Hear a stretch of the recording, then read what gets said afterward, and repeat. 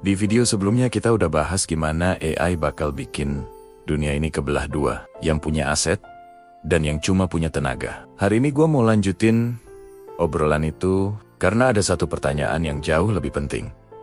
Kalau dunia makin keras, posisi lo di mana nanti?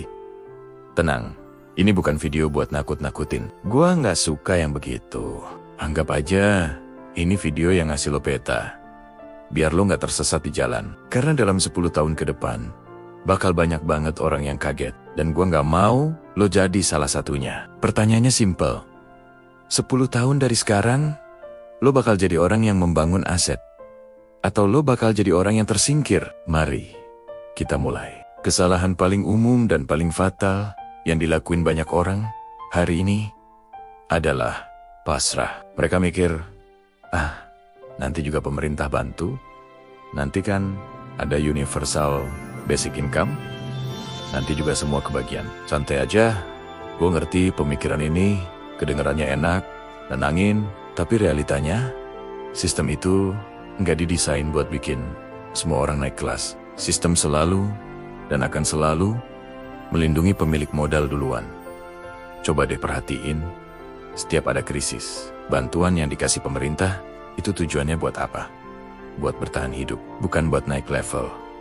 Bantuan itu kayak pelampung. Lo nggak tenggelam, tapi lo juga nggak bergerak kemana-mana. Lo cuma ngambang di tengah laut, nunggu ombak berikutnya datang. Kalau strategi lo cuma bertahan hidup, lo nggak akan mati. Tapi hidup lo juga nggak akan berkembang. Lo cuma diam di tempat, sementara dunia lari makin kencang. Itu bahayanya. Dan tahu nggak, siapa yang paling kena dampaknya? Bukan orang miskin, bukan juga orang kaya. Yang paling capek, yang paling tertekan, itu kelas menengah. Kenapa? Coba kita bedah. Orang miskin, mereka dapat bantuan langsung dari pemerintah, karena memang butuh. Orang kaya, aset mereka dilindungi oleh sistem. Mereka punya pengacara, punya penasihat keuangan, mereka aman. Nah, yang di tengah-tengah ini gimana? Gajinya lumayan, cukup buat hidup, tapi nggak cukup buat jadi kaya raya. Pajak yang dibayar gede karena dianggap mampu. Tapi anehnya, mereka nggak cukup kaya buat merasa aman, dan nggak cukup miskin buat dapat bantuan.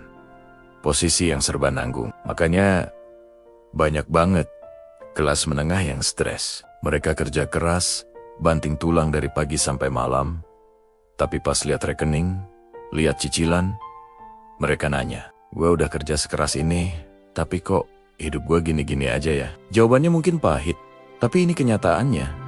Karena lo masih kerja di sistem yang lama, sementara dunia udah pindah ke sistem yang baru. Lo masih sibuk menukar waktu dengan uang, sementara orang lain udah sibuk bikin uang bekerja untuk mereka. Terus banyak yang langsung pesimis. Tapi kan gue nggak punya duit buat beli aset. Mana mungkin? Nah, ini dia salah kaprahnya. Orang mikir aset itu harus langsung rumah mewah, pabrik, atau portofolio saham miliaran.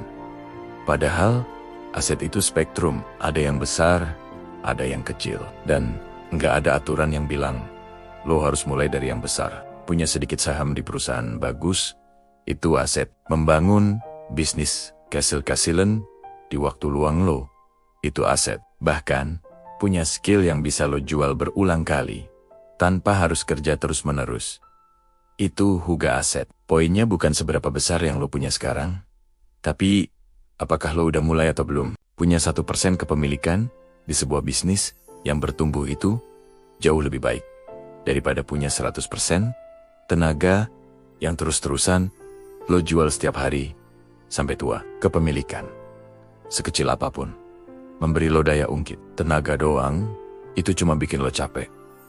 Mulai dari yang kecil, yang penting mulai. 10 tahun dari sekarang. Kedengarannya lama kan? Tapi coba deh kita flashback sedikit. Ingat, tahun 2015, rasanya baru kemarin kan? Tiba-tiba udah 2025 aja. 10 tahun itu cepat banget berlalu. Dan dalam 10 tahun itu, teknologi, terutama AI, nggak akan nunggu lo siap. Dia nggak peduli lo lagi sibuk bayar cicilan atau lagi pusing sama kerjaan. Dia akan terus jalan, terus berkembang, terus mengubah cara kita hidup dan bekerja. Jadi pertanyaannya sekarang bukan lagi Apakah AI akan datang?